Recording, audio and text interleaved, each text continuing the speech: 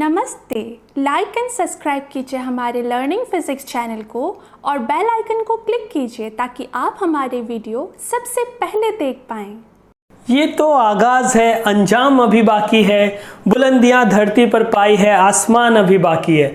तो दोस्तों, इसी जज्बे के साथ आइए आज के लर्निंग फिजिक्स की क्लास स्टार्ट करते हैं। तो चलो हम लोग सीखें कि इलेक्ट्रिक फील्ड क्या होता है।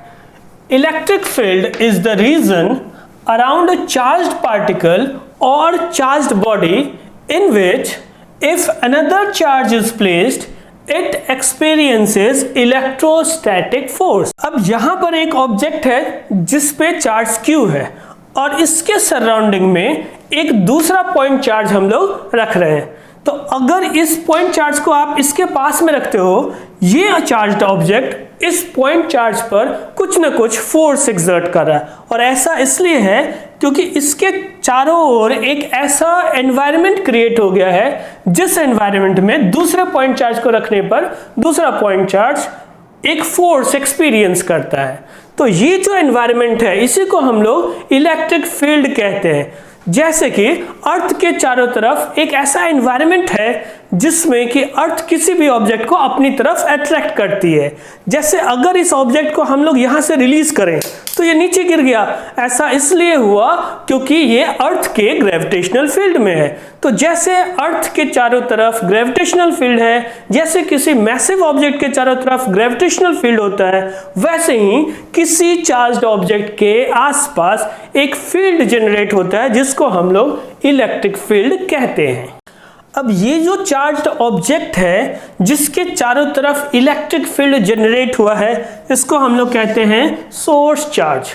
और इसके इलेक्ट्रिक फील्ड में हम लोग एक दूसरा जो स्मॉल चार्ज पार्टिकल प्लेस कर रहे हैं उसको कहते हैं टेस्ट चार्ज। इसको चलो Q0 से रिप्रेजेंट कर देते हैं। तो ये सोर्स चार्ज टेस्ट चार्ज पर इस डायरेक्शन में रिपल्सिव फोर्स एक्सर्ट करेगा क्योंकि दोनों पॉजिटिव नेचर के हैं। अब इलेक्ट्रिक फील्ड के स्ट्रेंथ को मेजर करने के लिए जिस फिजिकल क्वांटिटी को यूज करते हैं वो है electric field intensity. Electric field intensity at a point is equal to the electrostatic force experienced by a unit positive point charge both in magnitude and direction। अब मान लो कि एक पॉइंट चार्ज है जिसका चार्ज है Q0 और इस पर एक फोर्स एक्सपीरियंस हो रहा है और उस फोर्स को हम लोग वेक्टर F से रिप्रेजेंट करते हैं। तो ये जो फोर्स पर यूनिट चार्ज है इसी को हम लोग कहते हैं electric field at that point. यानी कि एक पॉइंट चार्ज रखा, उस पर फोर्स एक्सपीरियंस हुआ कितना F और फोर्स पर यूनिट चार्ज, यही तो हो जाएगा ना, force experienced by unit positive charge, और इसको हम लोग कहते हैं इलेक्ट्रिक फील्ड।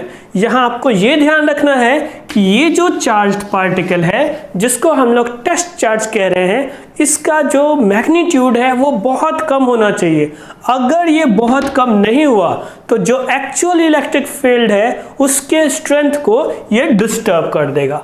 ठीक है, तो देखो हम लोग कई बार इसको ऐसे भी एक्सप्लेन करते हैं। Electric field E is equals to limit Q0 tends to 0 vector F by Q0। और यहाँ पर ये जो टर्म है ये टर्म इसी बात को बता रहा है कि जो टेस्ट चार्ज हमने लिया है वो बहुत ही छोटा होना चाहिए। अब हम लोग सीख लें कि इलेक्ट्रिक फील्ड इंटेंसिटी की क्या प्रॉपर्टीज हैं। सबसे पहले तो आप ये जान लो कि जब हम लोग लिखते हैं F equals to Q into E, इसका मतलब क्या है कि अगर किसी पॉइंट चार्ज को जिसका मैग्नीट्यूड Q है, अगर इलेक्ट्रिक फील्ड E में आप उसको रख दो तो जो उस पर फोर्स एक्सपीरियंस्ड होगा या जो फोर्स एक्सर्ट होगा वो फोर्स होगा F equals to Q into E। दूसरा पॉइंट आप ये कह सकते हो ना कि इलेक्ट्रिक फील्ड एक वेक्टर क्वांटिटी है, वो तो सिंबल से ही पता चल रहा है।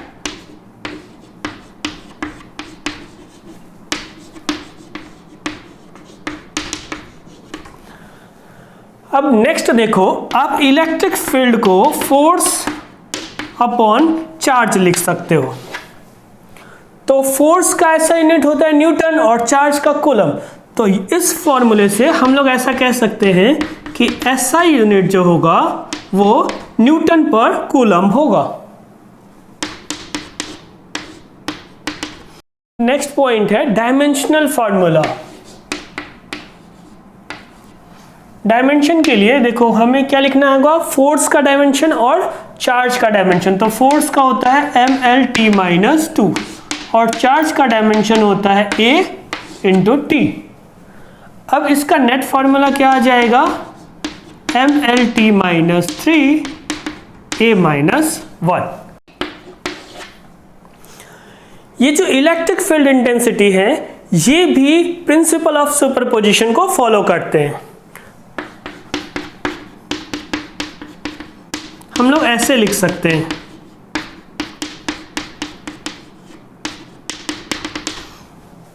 किसी एक पॉइंट पर जो नेट इलेक्ट्रिक फील्ड इंटेंसिटी होगा वो डिफरेंट इलेक्ट्रिक फील्ड इंटेंसिटीज के वेक्टर सम के इक्वल होगा। अब आप यहां एक चीज ध्यान रखना कि हम लोग बार बार बोलचाल की भाषा में सिर्फ इलेक्ट्रिक फील्ड टर्म यूज करते हैं instead of electric field intensity. तो जब भी ये सिंबल है और इसको सिर्फ इलेक्ट्रिक फील्ड कह रहे हैं, ये होगा क्या, इंटेंसिटी ऑफ इलेक्ट्रिक फील्ड। तो चलो अब इलेक्ट्रिक फील्ड इंटेंसिटी पर बेस्ड कुछ न्यूमेरिकल सॉल्व कर लेते हैं। देखो एक क्वेश्चन है, how many electrons should be removed from a coin of mass m so that it may just float in an electric field of intensity E directed upward। देखो ध्यान देना, ये एक कॉइन कंसीडर कर लो और इस पर से हमने इलेक्ट्रॉन्स को रिमूव किया। तो जैसे ही आप इलेक्ट्रॉन्स यानी नेगेटिव चार्ज को हटाओगे वो पॉजिटिवली चार्ज हो जाएगा। इलेक्ट्रिक फील्ड अपवर्ड डायरेक्शन में है, तो जो फोर्स एक्सर्ट होगा इलेक्ट्रोस्टैटिक फोर्स वो अपवर्ड होगा ना। चार्ज अगर Q है तो Q इंटू E ये नेट अपवर्ड फोर्स होगा और डाउनवर्ड डायरेक्शन में mg फोर्स एक्सर्ट होगा। अब अगर ये फ्लोट कर रहा है इसका मतलब जितना अपवर्ड फोर्स है उतना ही डाउनवर्ड फोर्स होगा। तो हम लोग ऐसे लिख सकते हैं, net upward force is equals to net downward force. फिर Q is equals to mg/E। और अगर इसमें से कुछ इलेक्ट्रॉन्स आपने रिमूव किया, मान लो n इलेक्ट्रॉन्स रिमूव किया, तो जितना चार्ज डेवलप होगा वो हो जाएगा n इंटू ई। तो ये वैल्यू आप यहां पुट कर दो और फिर यहां से हमें नंबर ऑफ इलेक्ट्रॉन्स फाइंड हो जाएगा।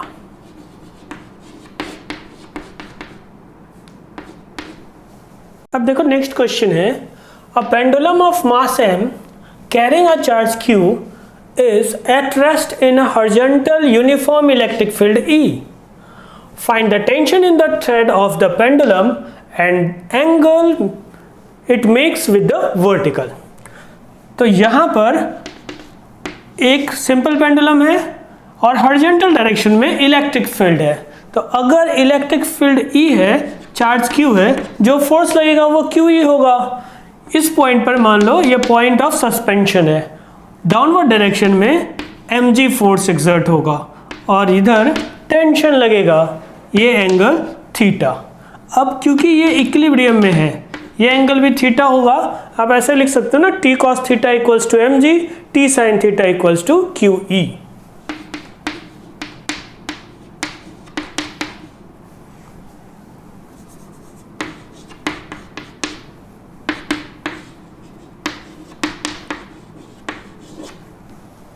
इन दोनों इक्वेशन को अगर आप डिवाइड कर दोगे तो देखो यहाँ पर t कैंसिल हो जाएगा, sine theta by cos theta आएगा जिसको हम लोग टेन थीटा लिख सकते हैं, ये QE बाई mg के इक्वल होगा। तो एक तो हमें एंगल फाइंड करना है और वो एंगल क्या हो जाएगा यहाँ पर, theta is equals to tan inverse QE by mg। और दूसरा हमें टेंशन की वैल्यू फाइंड करनी है, तो आप इन दोनों को स्क्वायर करके प्लस कर दो। तो यहाँ पर लेफ्ट हैंड साइड में तो हमारे पास t स्क्वायर आएगा और उधर क्या होगा, QE square plus mg square. यहाँ से टेंशन मिल गया।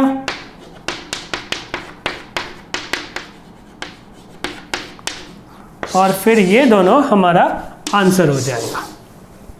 अब नेक्स्ट क्वेश्चन है, an electric field E is set up between two parallel plates as shown.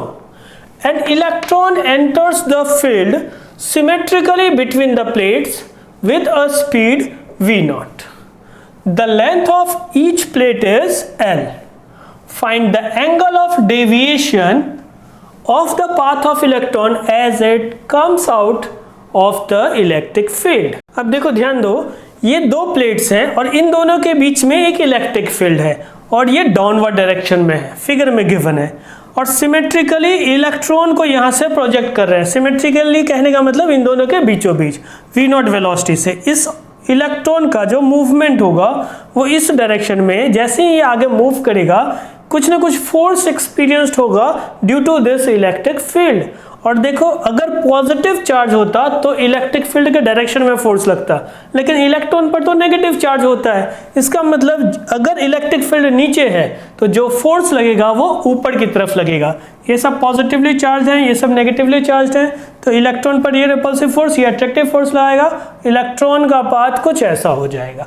Finally मान लो कि v वेलोसिटी से ये बाहर निकला, हमें क्या फाइंड करना है, ये एंगल थीटा। तो इसके दो कंपोनेंट आप कंसीडर कर लो, एक vx और दूसरा vy। x डायरेक्शन में, इस डायरेक्शन में तो कोई फोर्स लग ही नहीं रहा, तो ये जो कंपोनेंट होगा ये सेम रह जाएगा, इसमें कोई चेंज नहीं होगा। इनिशियली y डायरेक्शन में कोई वेलोसिटी नहीं था, तो हम लोग vy को आप ऐसे भी लिख सकते हो ना, 0 प्लस at, या अभी आप u लिख दो और u क्या हो जाएगा 0, तो इसको 0 प्लस एक्सेलरेशन इनटू टाइम लिखेंगे। देखो एक्सेलरेशन क्या होगा, फोर्स बाय मास, और फोर्स को हम लोग लिख सकते हैं q into electric field. q के बदले क्या है E, और electric field E, capital E, ठीक है ना। मास जो है वो m, और जब आप टाइम की बात करो, टाइम देखो यहां से यहां तक L डिस्टेंस है और v0 वेलोसिटी से इलेक्ट्रॉन मूव कर रहा है। इसका मतलब ये हुआ कि जो टाइम लगेगा वो L बाई v0 लगेगा, क्योंकि x डायरेक्शन में तो कोई एक्सेलरेशन नहीं था, कांस्टेंट वेलोसिटी है, तो टाइम को आप सिंपली लिख सकते हो डिस्टेंस अपॉन स्पीड। ये हो जाएगा E into capital E L over m v0। अब tan थीटा आप यूज करो, tan theta equals to V Y by V X, दोनों की वैल्यूज पुट कर देंगे, आंसर आ जाएगा। Theta equals to tan inverse, अब वी वाई क्या है, E capital E L upon m V naught, और वी एक्स क्या है वी नॉट। तो जब आप डिवाइड में ये पुट करोगे तो एक और वी नॉट यानी स्क्वायर हो जाएगा, और ये हमारा आंसर होगा। अब नेक्स्ट है electric field due to a point charge. यहाँ एक पॉइंट चार्ज हमने कंसिडर किया जो फिक्स्ड है पॉइंट O पर, इस पर चार्ज Q है और इसको सोर्स चार्ज कहते हैं। इससे R डिस्टेंस पर P पॉइंट पर एक दूसरा टेस्ट चार्ज रखा है Q0, और ये सोर्स चार्ज इस पर F फोर्स एक्सर्ट कर रहा है। तो जो नेट फोर्स होगा उसको हम लोग ऐसे लिख सकते हैं 1/4 pi epsilon not Q0 divided by R square into unit vector in this direction. अगर इलेक्ट्रिक फील्ड लिखना हो तो इसका फॉर्मूला क्या होगा, F बाय ये टेस्ट चार्ज Q0, वैल्यूज को पुट करते हैं। तो जब आप फोर्स की वैल्यू पुट करोगे ये Q0 तो कैंसिल हो जाएगा, इलेक्ट्रिक फील्ड इस फॉर्म में आ जाएगा 1/4 pi epsilon naught Q by R square into unit vector along R। तो ये जो इलेक्ट्रिक फील्ड है this is due to point charge. अब अगर इसका मेजरमेंट लिखना हो तो हम लोग ऐसे लिख सकते हैं 1/4 pi epsilon naught Q by R square, ये इस इलेक्ट्रिक फील्ड का मेजरमेंट है। देखो ये जो पॉइंट चार्ज है, इस पॉइंट चार्ज के चारों तरफ अगर आप एक स्फेरिकल रीजन कंसीडर कर लो तो उस स्फेरिकल रीजन में R यानी डिस्टेंस सेम होगा, यानी इलेक्ट्रिक फील्ड सेम होगा। वैसे ही कोई और रेडियस में एक दूसरा स्फेरिकल रीजन कंसीडर करें तो उस स्फेरिकल रीजन में भी हर जगह हर पॉइंट पर इलेक्ट्रिक फील्ड सेम होगा। तो ऐसे जो भी इलेक्ट्रिक फील्ड्स होते हैं उनको हम लोग कहते हैं स्फेरिकली सिमेट्रिक इलेक्ट्रिक फील्ड, या इसी को रेडियल इलेक्ट्रिक फील्ड भी कहते हैं। तो पॉइंट चार्ज की वजह से जो इलेक्ट्रिक फील्ड होता है वो स्फेरिकली सिमेट्रिक इलेक्ट्रिक फील्ड होता है। अब एक क्वेश्चन है, find out electric field intensity at point A due to a point charge -80 microcoulomb situated at point B. यहाँ ए और बी के कोऑर्डिनेट्स गिवन है, बी पॉइंट पर एक पॉइंट चार्ज रखा है और ए पॉइंट पर हमें इलेक्ट्रिक फील्ड फाइंड करना है। तो यहाँ से यहाँ के लिए पहले हम लोग ये डिस्टेंस फाइंड करते हैं और डिस्टेंस के लिए ये फॉर्मूला आप यूज करो, 0 minus √2 whole square plus 1 minus 0 square plus 2 minus 1 square. तो देखो ये 2 आएगा, यहाँ 1 और यहाँ भी 1, ये 4 हो गया ना। तो 4 का स्क्वायर रूट क्या आएगा, 2। डिस्टेंस हमें मिल गया। इलेक्ट्रिक फील्ड का जो फॉर्मूला होता है उसको ऐसे लिखते हैं, 1/4 pi epsilon naught Q by r square और unit vector along vector r। तो अब देखो ये टर्म होगा 9 × 10⁹। ये जो Q है ये -80 माइक्रोकूलम है। माइक्रोकूलम कहने का मतलब 10⁻⁻6 कूलम। और डिस्टेंस क्या है, 2। यहाँ पर आप 2 का स्क्वायर लिख दो। फिर यूनिट वेक्टर के लिए हमें क्या लिखना होगा, vector r divided by mod of vector r। तो वेक्टर r के बदले आप ऐसे लिख सकते हो ना, 0 माइनस √2 i कैप, फिर 1 माइनस 0 j कैप, फिर 2 माइनस 1 k कैप। तो हम ऐसे लिखते हैं, देखो माइनस √2 i कैप, फिर 1 माइनस 0 यानी कि 1 j कैप, फिर 2 माइनस 1 यानी कि 1 k कैप और divided by mod of r। अब इसको आप सॉल्व कर लो, ये 4 × 2 8 1 0 कैंसिल हो जाएगा। यहाँ पर हमारे पास 9 आ जाएगा माइनस में, ये माइनस साइन है ना। फिर देखो ये 10⁹ है और ये 10⁻⁻6, तो 3 आएगा और एक और 0 यानी 10⁴, फिर minus √2 i cap plus j cap plus k cap और ये आंसर हो जाएगा। इसका ऐसा यूनिट लिख दे यहाँ, न्यूटन पर कूलम। ये जो भी डिस्टेंसेस दिया था वो मीटर में दिया था। तो यही हमारे पास फाइनल रिजल्ट हो जाएगा।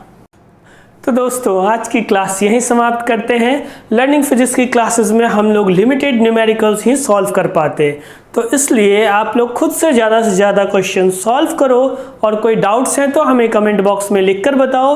अपकमिंग वीडियोज़ में हम लोग उनको सॉल्व करेंगे। धन्यवाद।